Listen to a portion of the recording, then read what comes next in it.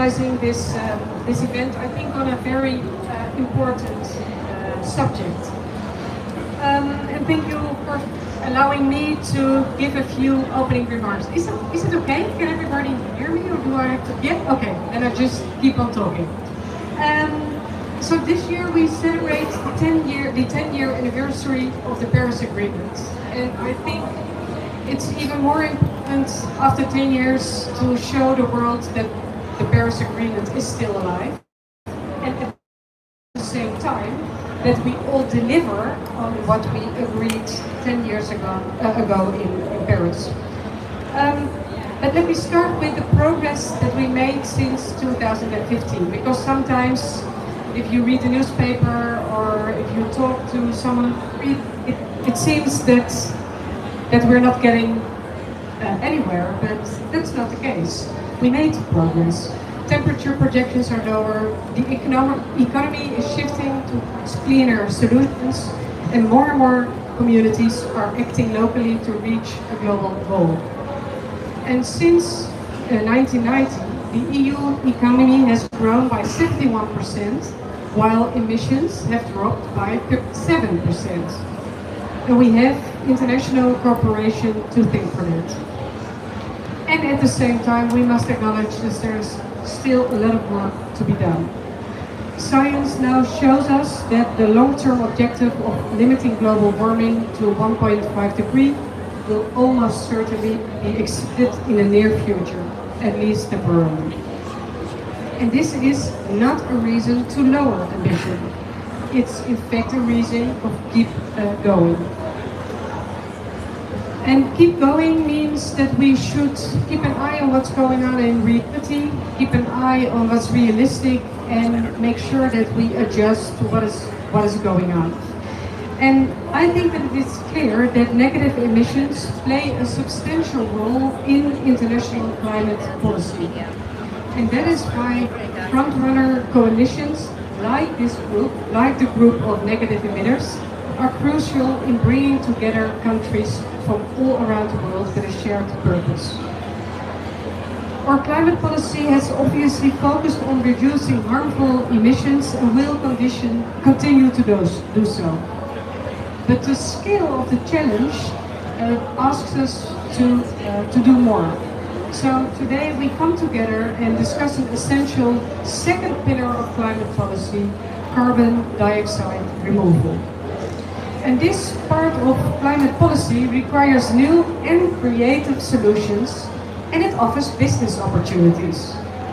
The Netherlands is a small country with limited land coverage for nature-based solutions.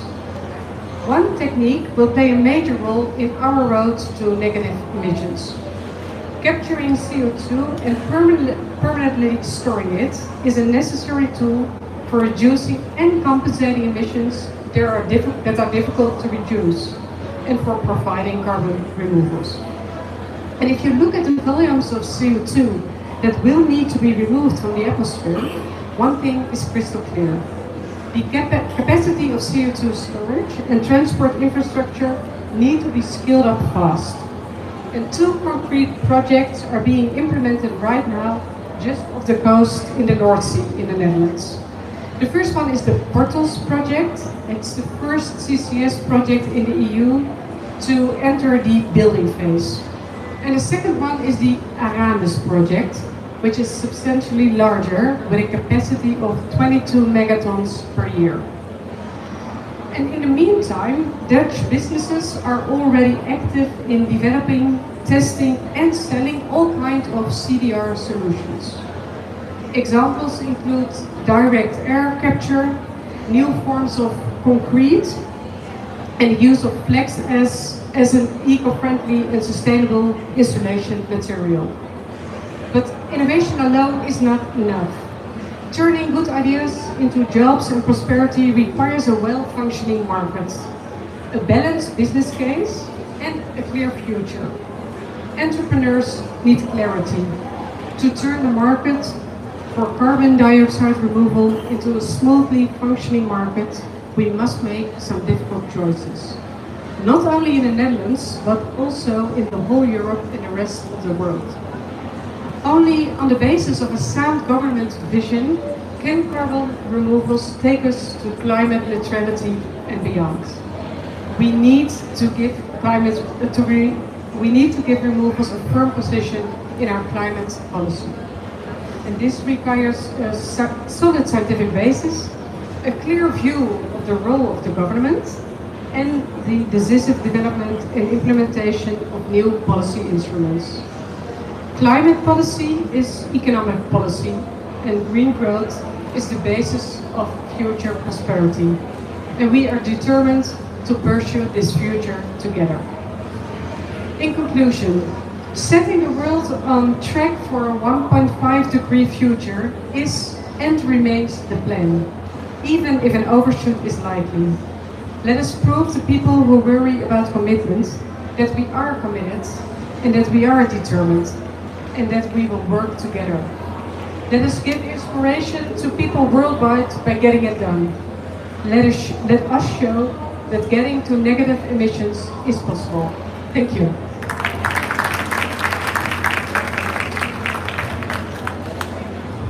Thank you so much for those remarks, Minister, and fantastic to hear about the experiences of the Netherlands in this. Next thing is a very quick signing ceremony because City CDR has chosen to join the Alliance GON, and obviously that's a huge honor for GON, but also very, very important since cities actually stand for 70% of all emissions. We have 55% of the population living in cities, so it's really substantial that we get cities to join. So please welcome on stage Chris. We'll do this very fast and very informally, but please, you sign there and then I sign there.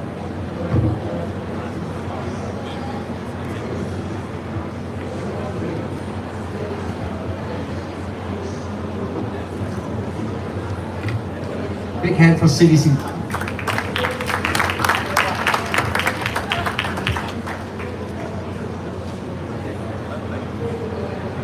Great, we're going to get right into the first panel. Let me just speak to that for 1 second. We're absolutely honored and thrilled that City Art. I think it's a real reflection of what GON really is and what it's about. This could easily remain a high-level type of enterprise, but the fact that the recognition of the important roles that cities play as places of transformation where we see the future a little bit faster than anywhere else, that can only drive CDR even further is a real testament to GON, so we're honored to have joined. Thank you. So my name is Chris Neidl. I'm the carbon dioxide removal lead for the Climate High-Level Champions, working very closely with the Brazil presidency at this COP on the development and delivery of the action agenda. Very excited here to be moderating the first panel, and I would like to invite our panelists up, our esteemed ministers. I know that there are a couple running late, actually. I'll give introductions as soon as you sit down so I can see who's here and who isn't. Excellent.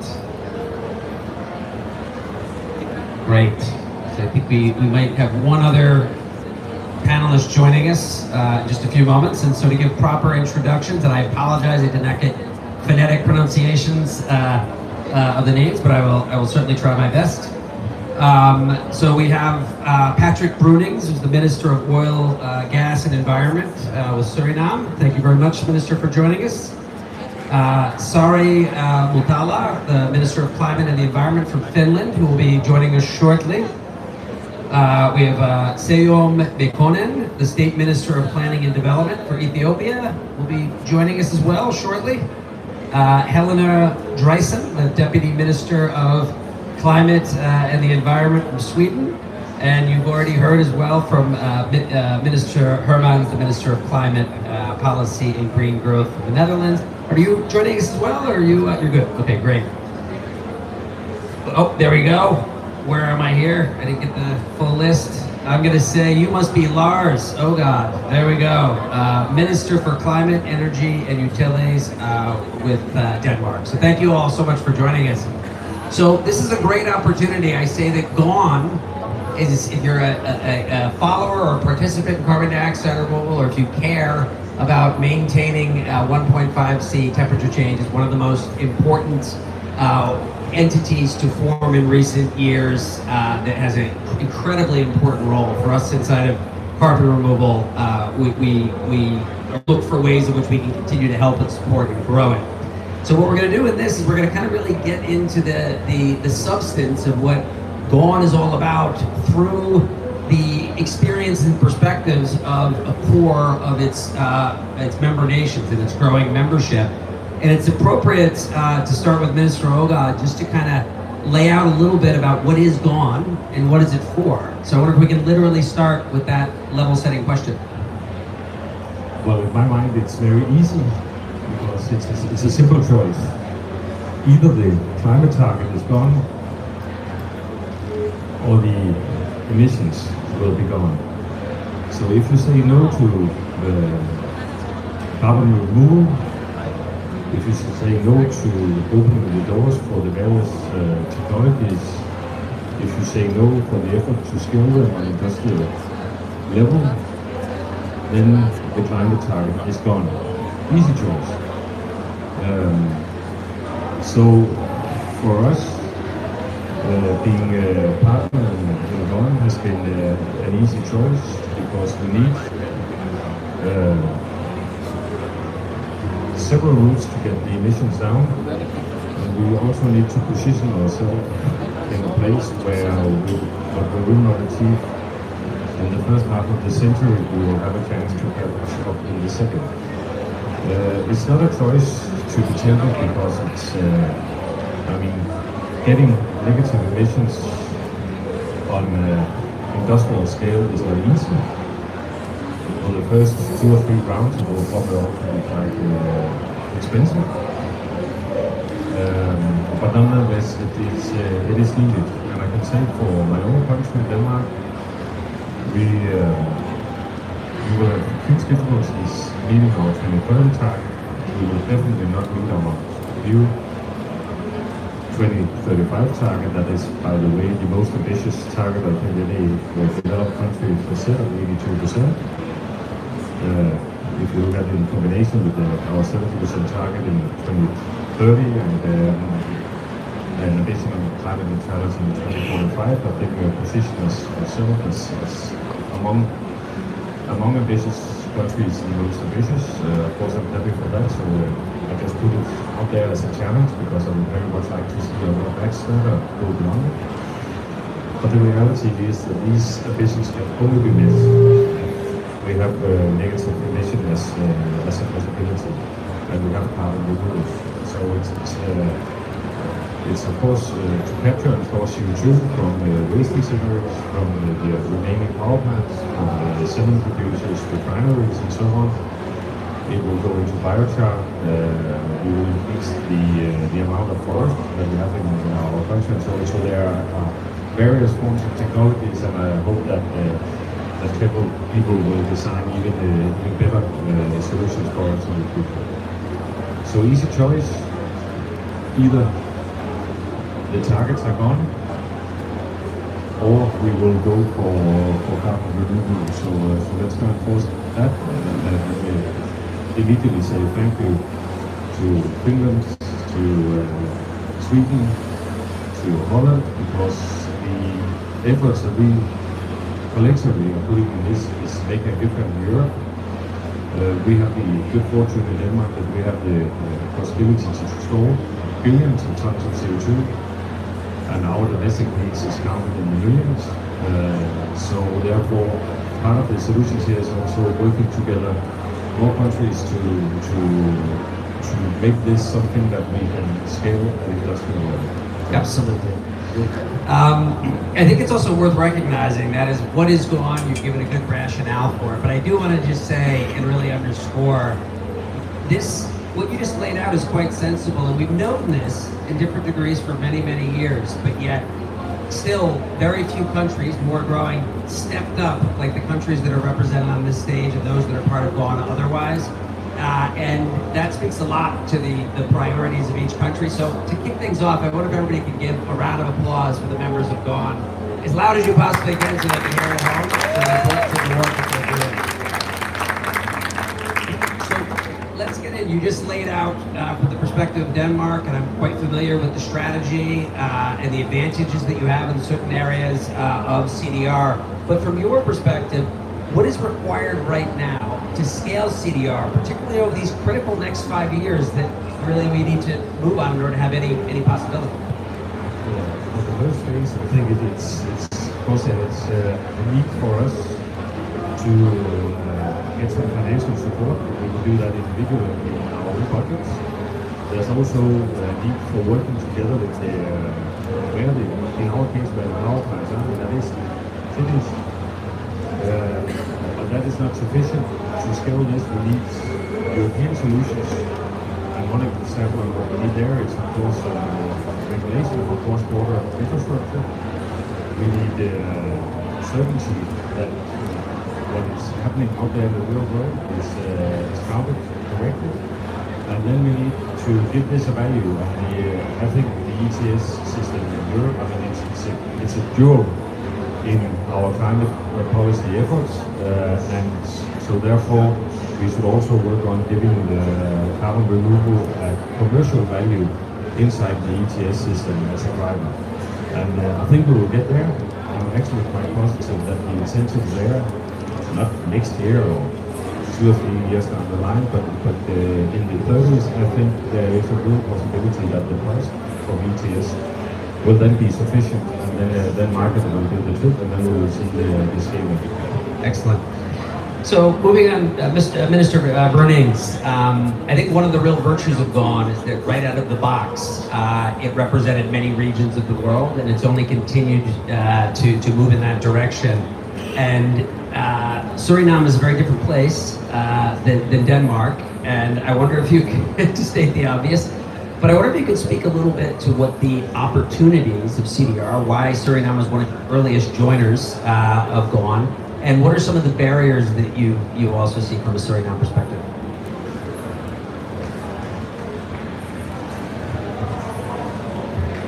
Thank you.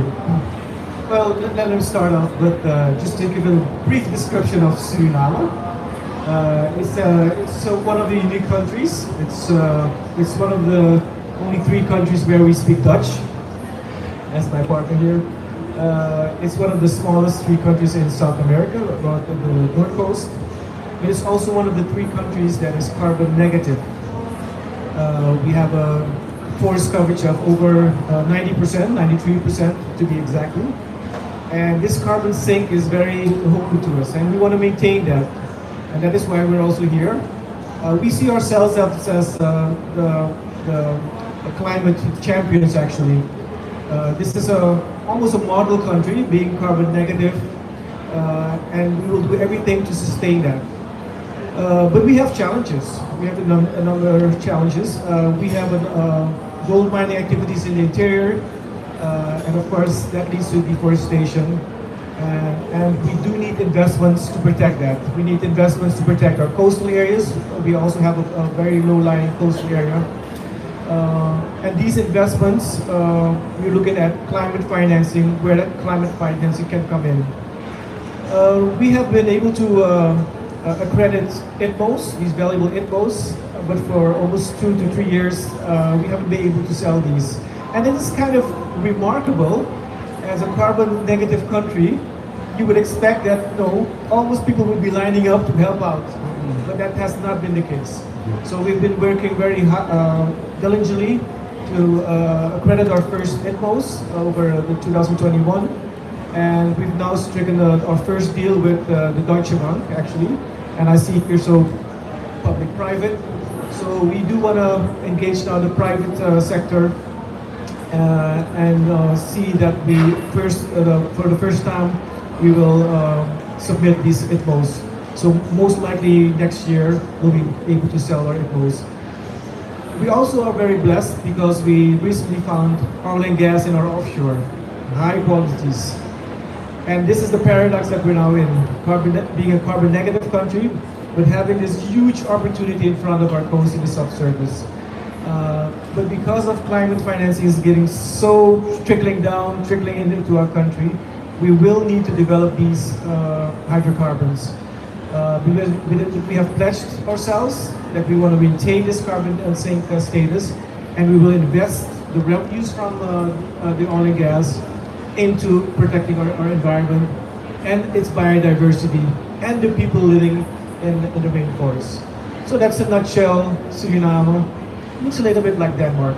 Yeah, very different underlying rationales and opportunities and conditions. And you know, this COP is really all about Mutual and the coalition, people coming together more than the sum of their parts to do big things. And I want perspective, if you could speak to a little bit of what is the value of participating in a coalition like Dawn? What do you get to be a member from that?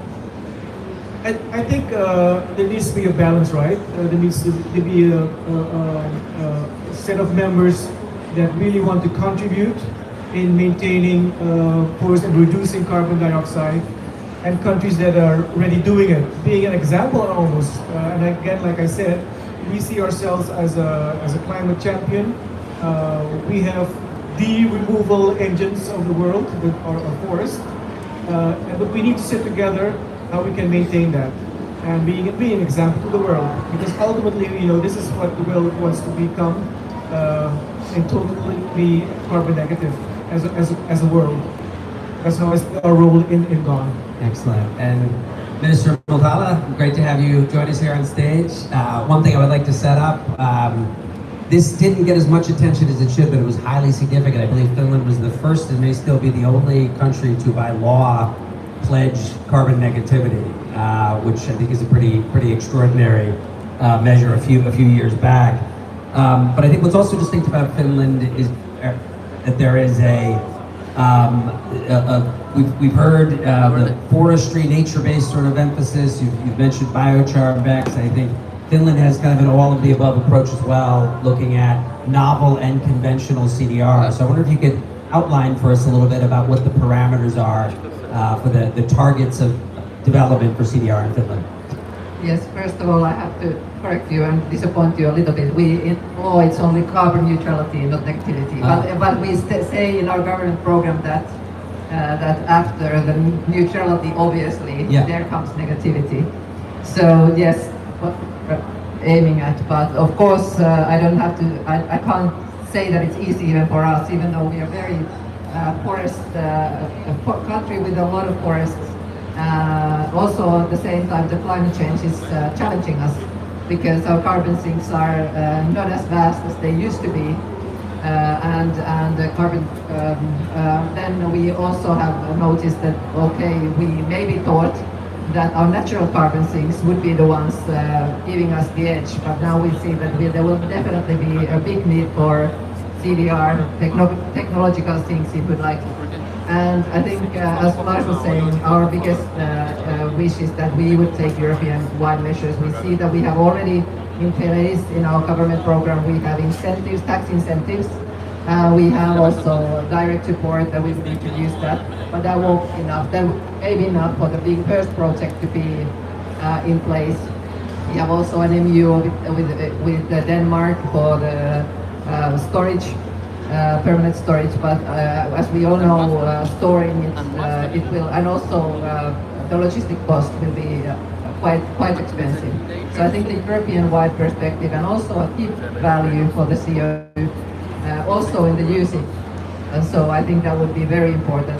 Yes, it's the right tool for that because we know that it's working. And we know that it should be as valuable to get rid of the carbon from the air than it is actually costly to put it there.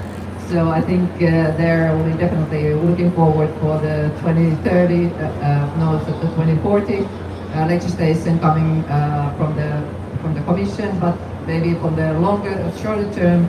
I really looking forward to their next year's proposal on ETS enlargement to waste incinerators, because that's a wish that we have coming in from our companies all the time, that we have the money for the investment, but we need the value for the CO2, and the waste incinerators are the first ones to be able to provide it. These companies that will be using it. And I think there is also a huge potential, economic potential in being carbon negative at some stage, and also distributing to these hard-to-abate sectors worldwide, like air or marine traffic. So we can be big producers of, for example, sustainable aviation fuels together with green hydrogen combined with the CO2 intake used from our, for example, from our biomass installations. So I think there is a lot of potential for us in the north, but also larger scale in Europe and in the world to do this. And we definitely need the incentives, but I think they need to be European-wide. That's how they are the most effective. And also keeping in mind that we try to protect our single market working, and Finland as a country, we're a small country. We have to remember that. So our companies are seeking international markets all the time to be able to grow. So I think European-wide perspective is good and has been effective so far. So we're definitely looking forward what the commission is going to come up. And I actually just came from my previous discussion was where we had the head of Klima back there, and everything he said sounded very good on how they are planning to approach this question. Yeah, I wonder if I could put to you pretty much the same question that I put to Minister Brunings is, what is the value or the synergies that come from participating in a coalition collectively with other countries that GON is convened? Well, I think one thing is that even though now we have European Union is one of the leaders in climate action, that we have some countries around the world, but for example, for this coalition, to having countries from different parts of the world with different kind of country groups, I think it's a value that we can share our experiences, we can talk about the needed solutions, not only on our continents or in our countries, but also worldwide and globally. And also push for ambition here. I think this is also a big point, that in these discussions that are global, where we need global action, we also need partnerships around the world, and this group is one good example in that. Yeah, absolutely. Deputy Minister Dreisen, Sweden has really stood out, like many of your peers on the stage here, is a real early mover on this, that is kind of undergirded by one of the most ambitious emissions reductions targets also as well. So you have a bit of a track record, a body of work here already on the policy side. So I wonder, how do you see Sweden's efforts around negative emissions serving as a model to inspire and mobilize action more globally? Well, I think we inspire each other, especially the Nordic countries has a very close cooperation, and that's a very good inspiring thing to our businesses, to the big cities, who's play a really important role in making this bio-CCS work. And we really, as Sari mentioned, the cooperation in different parts of the world is also inspiring for the other part. But as we are close to each other, we can have this common infrastructure which would be needed really to make this happen in the real world. And I wonder, given the position and experience of Sweden, how can Sweden's leadership contribute to developing this massive industry that we need through its own leadership? What kinds of policies or forward steps can Sweden offer? I think we really need to show that it would be a success. We have started, the Stockholm Exergy is starting to make it together with my climate minister to do the first steps of really constructing a bio-CCS plant. And that, when that starts working, that will be a real model, and I think that's what's inspiring, not just talking, but also doing. Absolutely. And to conclude, Minister Hermans, the Netherlands, I believe it was in April, I read it with great enthusiasm, came out with its carbon removal roadmap, which was very substantive and very precise and policy-oriented, not just a declaration. And I think it creates a model or a template for successor countries to think about carbon removal themselves. Could you unbox that for us a little bit and kind of tell us what the main broad strokes of that plan are? Yes, and I can talk about it, but we can also distribute some cards. QR code on it, and then you can have a look on this roadmap yourself. But what we did was, we said, okay, we see what we have to do, and we see that we need a second pillar or second road, you can say, towards climate neutrality. And therefore we developed this roadmap. And in there we describe what we can do in the Netherlands, and also how we have to work together in the European Union, but even broader, of course, because this carbon, the CO2 storage, it will only work if we manage together to develop a Northwestern European market. If we develop an infrastructure that we are building now this Portus Aramis project, but then the CO2 should actually get there and make it possible also for countries in Europe to come there. So our roadmap is describing how we build this second pillar in our climate policy, what we do nationally and what we do internationally. Absolutely. And which political frameworks and mechanisms are needed to support CDR? That I think is one of the things that's impressive about the roadmap. You begin to gesture in somewhat specific terms about what you're looking at, but what are you prioritizing at this point, or what is being explored in terms of policy development to actually help realize the goals of the roadmap? Yeah. So one difficult thing is we presented this roadmap, and then there were elections coming up, and our parliament said, okay, we cannot discuss this roadmap because, well, you're a caretaker government, and this we will discuss with a how do you say it, a formal official government. At the same time, without taking steps, of course, that are irreversible, because I cannot do that, I see that CCS, CO2 storage, there is majority in Parliament. So what I'm doing is making sure that in the policy framework, but also in the agreements we make with also with private partners, of course, that we can keep on going. For example, that's also one of the things in the roadmap. What's the role of the government in this phase of starting up, of building up this market, and where do you have to step in also financially? So that's what I did a few months ago. I decided to get some budget available to lower the risks, so that private parties also became partner in the project. Excellent, thank you. Minister Mekonnen from Ethiopia was not able to join us because he has had an event that's gone long, unfortunately, but I want you again to join me in applauding these ministers on stage who are really doing really significant leadership. Thank you very much.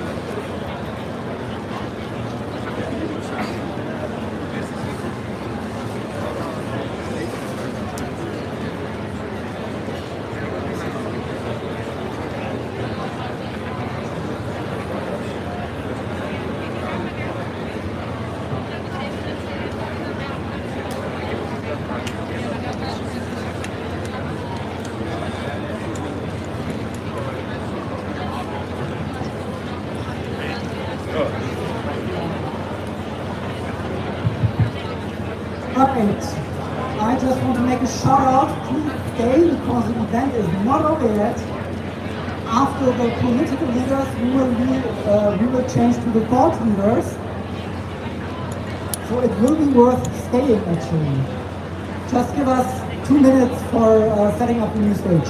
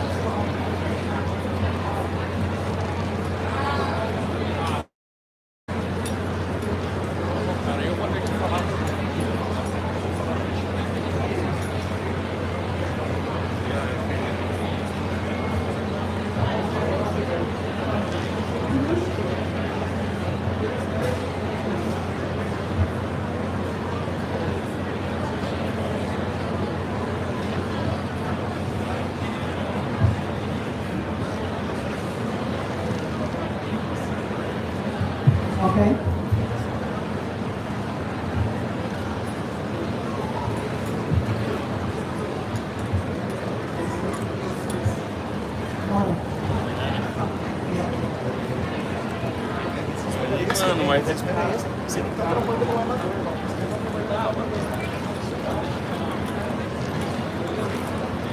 All right.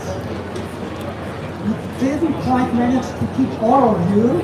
That is, of course, perfectly understandable. But thank you for those who stayed. Let me introduce now the second part of the session, which now moving from the political leaders to the thought leaders of the carbon dioxide removal space. And let me introduce you my esteemed panel. On my left, I start with Melanie Robinson. She is the Global Climate Program Director at the World Resources Institute. Next to her, we have Chris Sherwood, who's the Secretary General of the Negative Emissions Platform. To my right, we have Nancy Seitz, the Chief Climate Change Expert of EID. And last but certainly not least, we have Nico Verbeeren, I hope I got it right, who is Head of Partnership, State of CDR. My name is Gregor Wahler, I'm with GIZ. I'm the Carbon Markets and Carbon Pricing Lead at GIZ Conference Center on climate change. All right, Melanie, let me put you on the hook first. So we just issued a report, the State of Climate Action, and in that report, WRI concludes that getting on track for 2030 requires a 10-fold acceleration of technology-based CDR. Tell us about that, and I also know that reforestation is close to your heart, close to the mind, so please also feel free to comment on that. Thank you very much. Yeah, good to see the hardcore people who want to do the technical bit too. So thanks for being here. Yeah, the story in our State of Climate Action, it's there's an empty cup and half full cup story. So the full is that we've really made meaningful progress on technological CDR. 1.5 million tons of CO2 has been removed by CDR in 2023, and this is up from 0.5 million tons in 2019. So that's good, right? But you're right that we're well off track. And the rate of the last 10 years would have to accelerate, as you say, times more than 10 for us to be on track to achieve our 2030 target. So that's the cup is empty. And just to give you the scale of this is the equivalent to building 9 of the largest direct air capture facilities that are under development at the moment each month. 9. The largest at the moment, just to give you a sense, is a 500,000 tons of CO2 per year in West Texas being built at the moment. So imagine building 9 of those Texan plants a month to get on track. But the half full I want to finish with, because if you look back 10 or just even 5 years back, we have made remarkable progress in terms of technology development, in terms of policy support, and in terms of the voluntary growth demand. And if you think that many technologies that were just ideas back in Paris, there are scientists, they're engineers, but this is all they do, so this is their focus. I just want to comment a bit about what it will take, pulling out some of the elements that we heard from the ministers, because it's obviously going to take concerted action across public and private actors. We already know with public actors that many governments have in place CDR with their net zero targets, which implies there will be some unabated emissions that you're going to use CDR. And some even mention CDR in their NDCs and LTSs. But beyond these targets, as we heard from the ministers, it really takes a concerted effort in terms of policies to support CDR. And this is policies to build the supply of CDR, whether that's in research and development, whether it's policies to drive demand, which can be government procurement or integration to compliance policies, and policies to govern both, so protocols to quantify CO2 removal consistently, or regulations to minimize the negative environmental impacts. And these policies are essential to provide signals to the private sector so that they can invest can purchase. If we have time, I can give you some examples across the EU, the UK, the US, even Japan, where some governments are taking action. And if time allows, I would certainly like to touch on reforestation, the nature-based removals, which are equally important, quicker, cheaper, less durable. We'll need both. Melanie, thank you very much. We probably will have time to also discuss a bit the reforestation part later on. Let me move to Nico.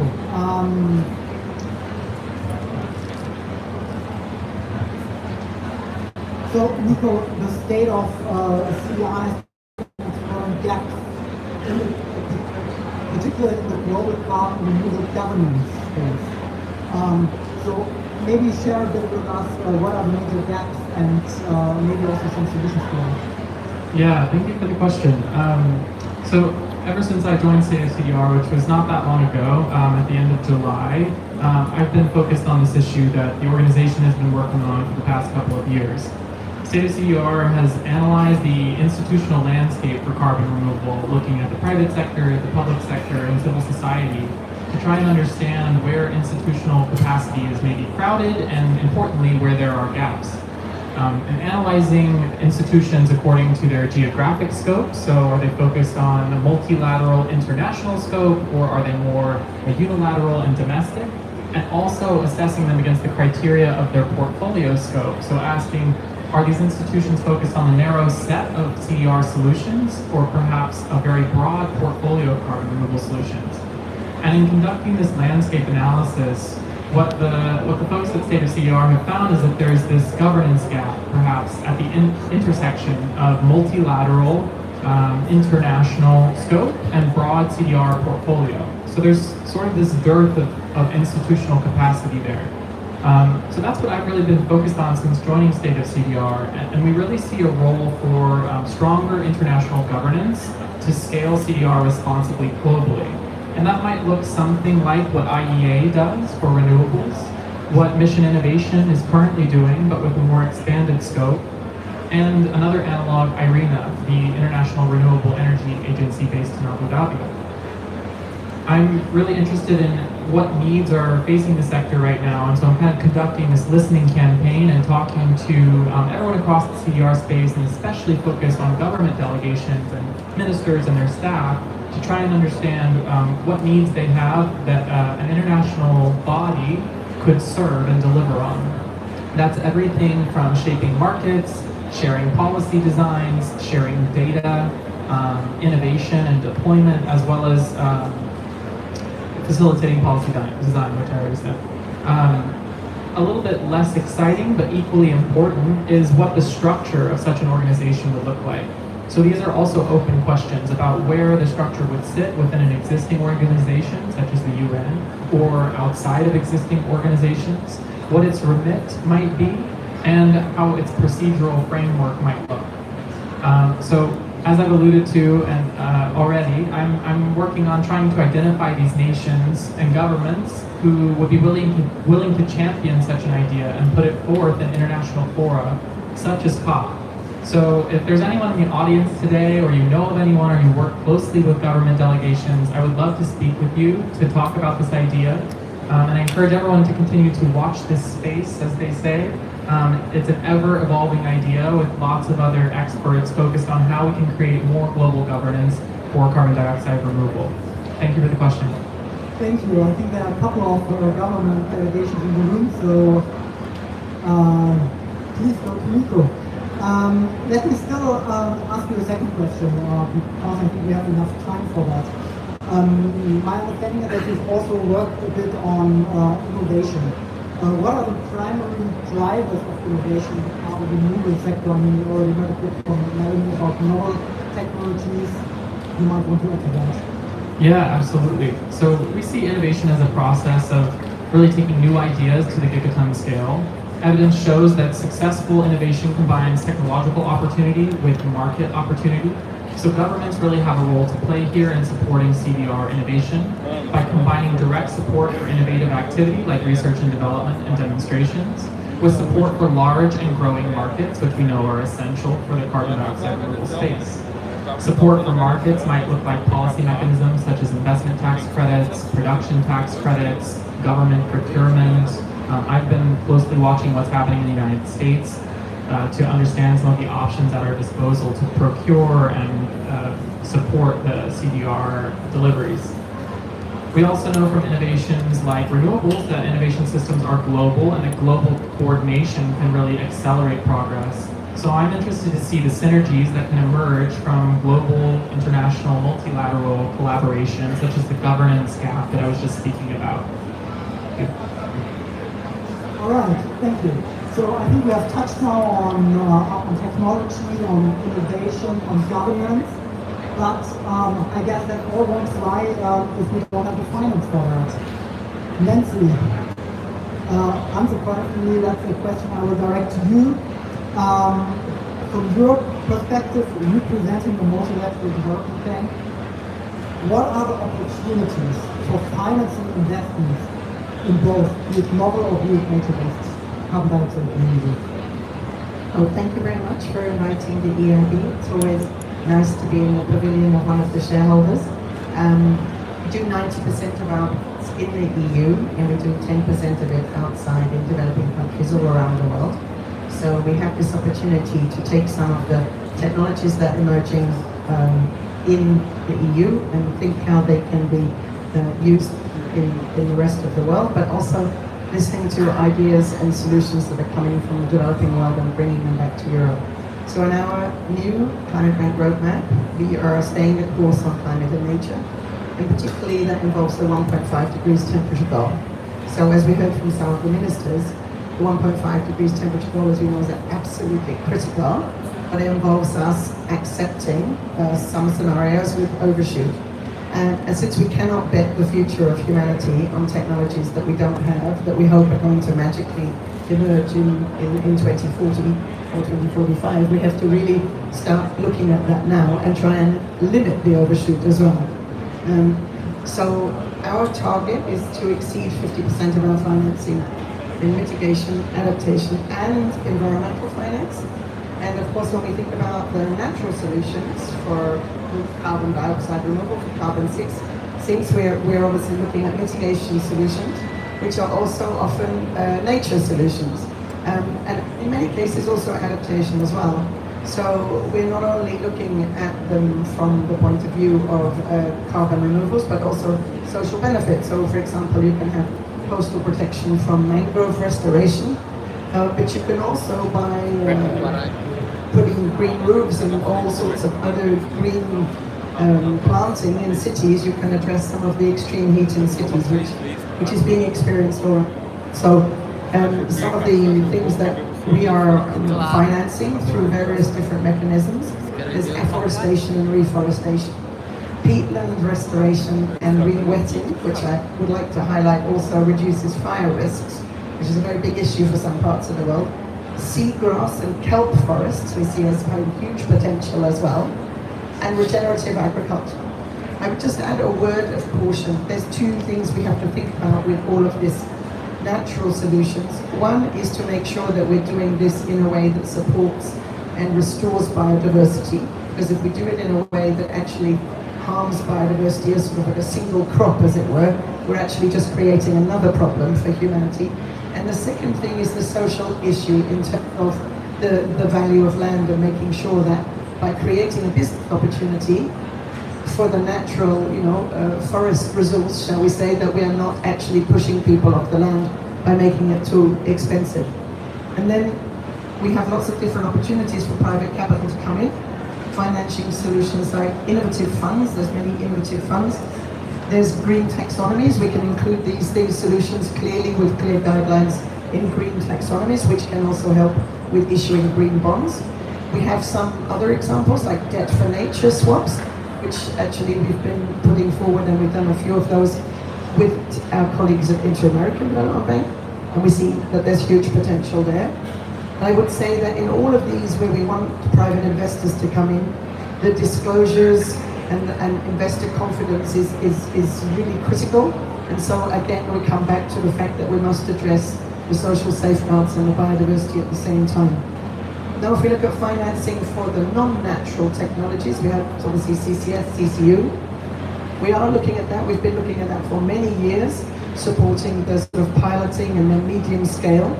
I think it's important to say that we have highlighted already a couple of big issues that are important in the financing. One is the economic viability of the large scale projects. We're seeing that some of them are very energy intensive and some of them struggle to demonstrate an economic viability. The other issue is the very short-term storage of the CO2, and really what we need is permanent or very nearly permanent storage. Otherwise all we're doing is just buying a few seconds of time when we really need, years. So I would say that it's important that we as a bank, as a public bank, really do our due diligence and look through projects where you really do have a very, when you look at the whole life cycle, you do have a big mitigation impact and not just an apparent one, and where the removal is really permanent or semi-permanent. And one example is we just recently signed this year a very big bioenergy carbon capture and storage plant in Sweden with a 260 million euro loan, and that is permanent storage where the CO2 is, I think, taken to Norway, I get it right, and stored there. I'm not saying that's the solution for everywhere, but we do have to make sure that we are really removing CO2 and not just moving it around. Thank you, Nancy. Let me, before I get to you, let me just go back to Natalie and give you a chance to talk about reforestation, because I think that leads to what Nancy has said first.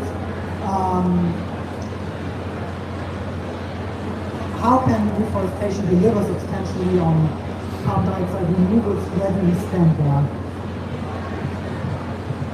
Thank you. Before I get to that, I can't resist Nancy a plug for Kenya, which is where I live. I was on a panel in New York County where James was pointing out that with the geothermal, green energy and space underground, there are some countries in the world that are very well placed for CDR at a low cost and permanent way. It's my current home, so I can't resist it. But turning to reforestation, as I said before, clearly we're going to need both technological CDR and nature-based removals like reforestation if we're going to achieve our global carbon removal goals. So the advantage of reforestation is that it's immediately implementable. It's also less costly, and as we've heard from Nancy, many non-carbon benefits if we get it right. But there is not enough land in the world to meet all our CDR needs with trees, so my point that we need both stands, and we do know that the nature-based solutions can also have the challenge of reversals, for example through forest fires. So turning to reforestation, there is obviously natural regeneration potential in the near term for removal, and reforestation is the first line of defense alongside drastically reducing deforestation, which we've heard a lot about. That will be the lion's share of mitigation in land.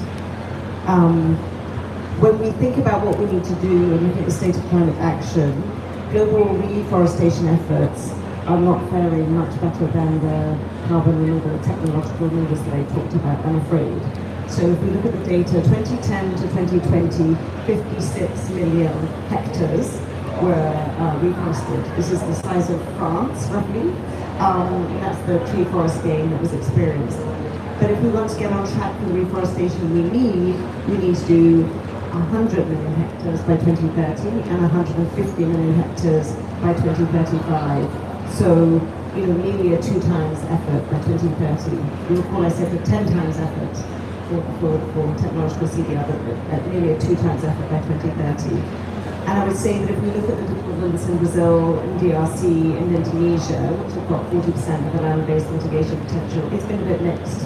So here in Brazil, I think we should celebrate that President Lula has taken steps to reduce deforestation.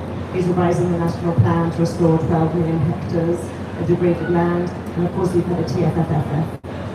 Did I put 20 Fs? TFFFF.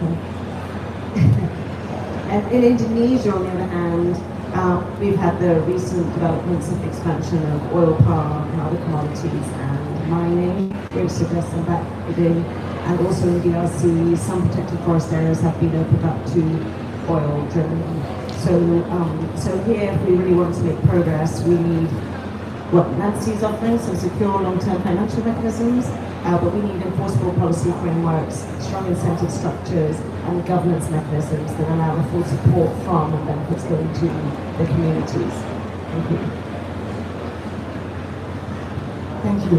So now we are getting to one more topic that seems to be important in the context, and that is infrastructure planning. Just how can we systematically integrate CDR solutions in infrastructure development? And how does that in any way increase appetite for CDR? Thank you. Yes. I think I'd like to, first of all, kind of zoom in, because we've been very zoomed out in this discussion. We've been talking about kind of big global realities, global statistics, the global targets, etc. And ultimately, when we come to delivering carbon removals at the correct scale that we need, this is something that has to be done locally. It has to be done by a national government or by a city or by a region, and that is something which needs planning. And so I'm going to come to the specifics of infrastructure in a moment, but ultimately we're talking not just about physical CO2 infrastructure, but kind of economic architecture as well. And the first step is for governments to start to assess what their potential is to generate carbon removals on their territory. What marine resources do I have? What does my geology look like? What is my agricultural sector doing? What are my human resources like? Where can I deliver carbon removals on my territory at the best price in the most efficient way? The answer is going to be very different from Malta, from Austria, right? We're dealing with countries with radically different kinds of assets. So once you've understood that potential, and very few countries today have done that, because if you look at the GONE group and the number of countries that have referred to carbon removals in their VCs or in other policy documents, you're talking about less than 10% of the world's countries. So once countries have begun to assess their potential and how carbon removals fits into their economic architecture, then they can start to plan how that looks in terms of the physical infrastructure that they have. So one example of how carbon removals can fit into existing infrastructure is that you can do carbon removals in existing industries, whether that's mining or construction or power generation or agriculture or water treatment or chemicals, paper, steel. All of these industries are capable of generating carbon dioxide removals. So how do you take their existing activities and add a carbon dioxide removal element which both generates that kind of carbon benefit or climate benefit? Actually, potentially, if you put in place the right kinds of compliance markets, provides those companies and those activities with an economic benefit which makes them more competitive. So let's take water treatment as an example. That's physical infrastructure. You can add carbon dioxide removal to wastewater treatment and potentially make it more competitive, make it cheaper and better quality water at the end, as well as you know, generating the carbon benefit. Now that wastewater treatment plant is going to capture CO2, and then it's going to have to do something with that CO2. So in many cases, they need to be transported to some kind of permanent storage.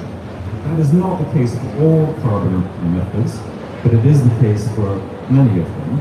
And so then you need to think about, do I need to build roads, or is it rail infrastructure which is going to transport that CO2 to storage? Are there pipelines that I need to build? Is there port infrastructure? And Minister Sophie Hermans from the Netherlands earlier on was talking about the Porters project in the Netherlands, which is to do with that. Iceland is building a big carbon dioxide terminal on their territory as well. So how do you then take, you can produce, and where you sit geographically compared to your neighbors and what they're going to produce, and then build that into an infrastructure development plan. But the first step is awareness of what the potential is and where that CO2 is going to come from. Good. Thank you very much for that additional perspective. Before we'll be moving to a brief closing statement, let me just put down my moderator's hat for a minute to bring in some of that perspectives and to bring in one additional topic that hasn't been discussed in this panel now, and that is the role of carbon markets in the legal space, which is of course something that is developing and if you look at the new economy. Also, here the negotiations on Article 6 are quite controversial. Nevertheless, let me first reiterate what Chris, the other Chris, said in the first panel, and that was the next 5 years will be decisive to lay the foundation for carbon dioxide removal at scale. As Jill said, we've been working a lot on carbon markets for quite some time in around 40 countries. And we are now also looking very much at the carbon dioxide removal space. There are maybe 3 things I want to bring in here which I think are important and also kind of describe our approach here. Thank you. Firstly, we need to improve the readiness in the partner countries. When I say readiness, it always sounds a bit broad. I think there are at least 3 layers to that. We can probably add more layers. And one layer is governance and political decision making. Equally, like many don't know what their potential is on carbon dioxide removals in those countries. It's also there's not a strategy in place. What they want for which of that they want to use carbon markets or other instruments. And I think that's important to get in place because there are of course risks to that and we could, let's say, the relative easy to reach emission outcomes, and then you are stuck for the high-hanging fruits in your country. We are also talking about technical readiness. I think that's quite obvious when we're talking about technology solutions, but also when we are talking about nature-based solutions. The technology in the sense, for example, also MRV systems, which is a huge gap still in many places. And we are, of course, talking firstly about implementation readiness. So you need to have that all basically set up, but then you also need to get to the stage where you implement, where you have project developers in those countries ready to do that. Secondly, it's also important now to get the right methodology developed. Of course, we are all looking at the pattern. Future will tell if the pattern will be the solution for that. I hope so, and their methodologies need to be developed. And thirdly, we are trying to do that on select cases, as Gerald read, and then also implementing select pilot projects based on those methodologies that we have developed with partners. So that is a bit advertising what Gerald is doing, especially in the common market spaces when it comes to. So yeah. Let's now move to closing statements, and here I want to put you one more time at the hook for just a couple of seconds, because my question to you is, if the audience has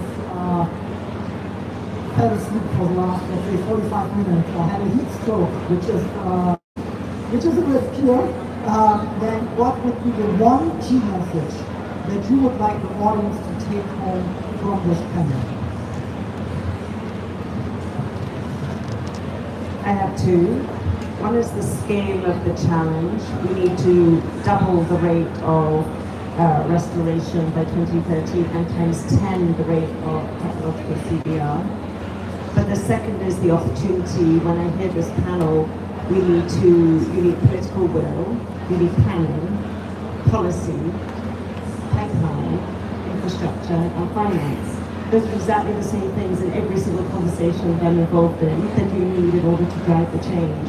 So we know how to do it, but we just need to get on with it. The one key message that I have is that carbon removals is not a separate standalone industry that you build in your country. It's strengthening your existing industries in a way that they generate more carbon removals and thereby strengthen themselves. So it's creating compliance markets that bring money into the activities that both remove CO2 from the atmosphere, but also strengthen the existing industrial base. So it's not a cost, it's an opportunity. Thank you. My key message is I think we are just too late to be picky and not taking use of all the eggs in the basket, all the tools in the box. So we need to do technology-based renewables as well as nature-based solutions. Carbon markets is one way to do that, but not the only way, definitely. And to do that, I hope that the finance market will be designed in a way to enable both technology-based and nature-based carbon market renewables. So I will stick with the urgency and the need to use all the tools in the box. There's one we haven't really mentioned. We've been talking about reforestation. I mean, the most important thing to do is to support communities and countries to protect the existing forest, for them to be able to value it, to support the people in those countries so that they do not feel the need to cut the forest down. I was reading the latest data, not on the Amazon, but on the Congo and the deforestation rate. So we can talk all we like about reforestation and CDR, but we're just busy pulling the rug out from under our feet unless we're not also supporting countries and providing them with financial incentives and support to protect the natural forests and natural environment that they have. And adding to that, another thing is it doesn't always have to be forest. We have to think about food security, because it's another reason for competition for land. And therefore we should be looking really at some of the places where we help deliver food security and carbon sinks. So regenerative agriculture again, also seagrass and kelp for fisheries. And the last thing I would say, which is obvious if you're an adaptation person, which is we need to really step up fire management and support countries that have big forests, not natural forests, but perhaps forestry, to have better fire management, because otherwise, yes, it's all going up in smoke and that's not helping us. And Nico. Yes, this is a great growing list, so I'm going to add a couple things to it. We heard from Melanie about the pace and the urgency. In order for carbon removal to scale at the pace necessary to meet our targets, we also need global governance in order to provide oversight and diligence of these projects at multiple levels, as Chris highlighted, local level, national, and international. I'd also highlight the role of science in supporting monitoring, reporting, and verification, which continues to serve as a bottleneck for building trust around these technologies and pathways, and also the role of science in proving and disproving different pathways. Lastly, I don't think we've mentioned this yet, but CDR is not a substitute for deep and rapid emissions reductions. Thank you. Thank you very much. Very good. Yeah. Thank you for these important last words. That leaves me only to say thank you to you, to my panel. Thank you for the audience to listen to us, and thank you to our hosts for having us. Thank you.